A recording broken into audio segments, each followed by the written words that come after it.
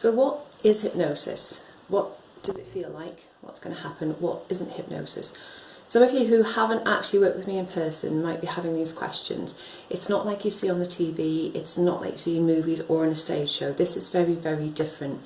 This is a real relaxation between the mind and the body, where both become very calmed and flow very much as one. It's not sleep. It might look like sleep because I'll be watching you all very closely on the camera and you'll all be like, but it's not sleep. It's a real state of awareness but with heightened inner senses. I'll be guiding you through some visualizations, if you like.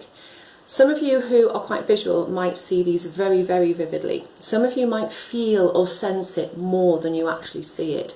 And some of you might just be aware of being there.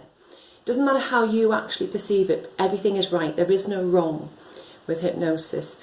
I haven't got mind control over you. You know, your subconscious is there to protect your body. That's how hypnosis works, that's how your body works.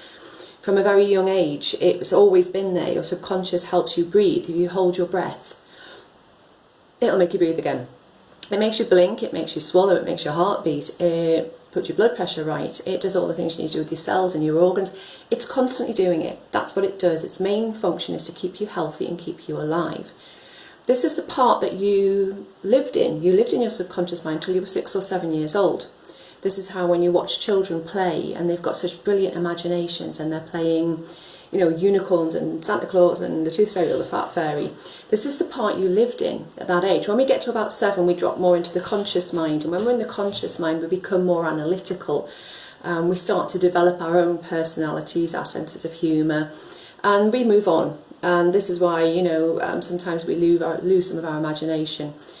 What I do is I tap back into that part, because that's the part that stored all of your primary beliefs. That's the part that started when you first started eating. Eat a little bit more. Do you remember? Eat up, eat a bit more, choo-choo train. That's where all that's stored. That's the part I'm going to go into and just change that a little bit. So you no longer feel compelled to eat all of it, if that's what was going on with you. That's the part where, you know, your subconscious believes it knows what's right for your body, but maybe it doesn't, because your conscious mind's been overriding it for years with all of these diet sheets and plans and pills and potions. We're going to go in again and we're going to re-educate it in a fun way. You are going to enjoy this. It's very, very natural for those of you that drive. When you first learnt to drive and you first got in the car on your very first driving lesson and the instructor was telling you what to do and you went, oh, okay, so there's a wheel, yeah. And then there's this stick that I have to move into different positions. And then I've got 3 pedals. I mean, I know we're women and we're good at multitasking. And then we've got to move. And now you want me to indicate and turn a corner and look in a mirror. You know, it's just go, poof. Now, after all these years, we just jump in a car and we just do it. If you actually had to think and to explain to somebody the motions of how you set away, that's quite difficult. You really have to concentrate on what you're saying and what you're doing. But when we're driving now, we don't even think about it.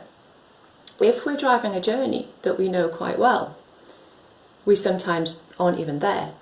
Our subconscious mind is driving the car. Our conscious mind's busy making the shopping list, what we're going to do when we get there, what we're going to do this evening. You might get to your destination and go, oh, did I pass that set of traffic lights? Talking of traffic lights, when you're driving, I know in where I live there's only 1 set of traffic lights, but when I go down to Malaga, for example, there are so many traffic lights. And I always get stopped at them. Have you ever sat at these traffic lights and you're sitting looking at the red light and looking at the red light and looking at, and then the car behind goes beep and you go, what? And you realise the light's gone green. And you think, how did they know it was about to go green? They didn't. It already had gone green. You've been staring at a red light and you've kind of gone into your own kind of hypnotic trance. When you daydream, that's a form of self-hypnosis.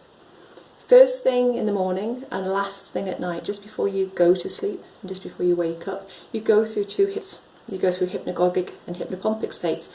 These are very, very natural. These are the states that I tap into during part of the hypnosis session. So if you've got any more questions, let me know, but just to put your mind at rest, I can't say anything that will go against your natural will. You'll only accept suggestions that are good for you. And obviously your subconscious is there looking after you. That's what it does. So we're just going to go in, we're going to do some really lovely stuff. It's like going in and having a bit of a mind massage. When you come out of hypnosis, you will feel rather, you might feel a little bit floaty, you might feel lighter already after the first session.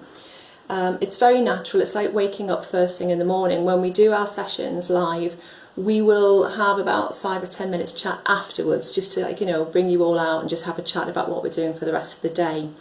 With these sessions, with any kind of hypnosis, whether you're doing it on a one-to-one with me, anybody else, or the group sessions, let it sink in.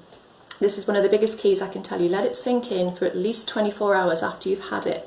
Because lots of people will be going, what's it like being hypnotised? What does she do? What does she say? Don't unpick it. Just let it actually sink into the subconscious, because it knows how to pick it up. Again, I told you your subconscious is like a 7-year-old or under. When you were little, or your children were little, they loved being told stories, fairy stories, yeah? All these stories that we were told as children all actually had a metaphorical value to them. So if you think of Little Red Riding Hood, you know, we all know that story. We can all repeat that story to our children. What's the metaphor behind it is, don't go off on your own. Don't wander off in places you don't know. Don't speak to strangers, because bad stuff will happen. And as kids, we got that message. Our subconscious understood the message behind it. And it's the same with a lot of fairy stories. They've all got metaphorical messages. So part of what we're going to be doing to just help you deepen the trance is a metaphorical story. And then we go into direct suggestions.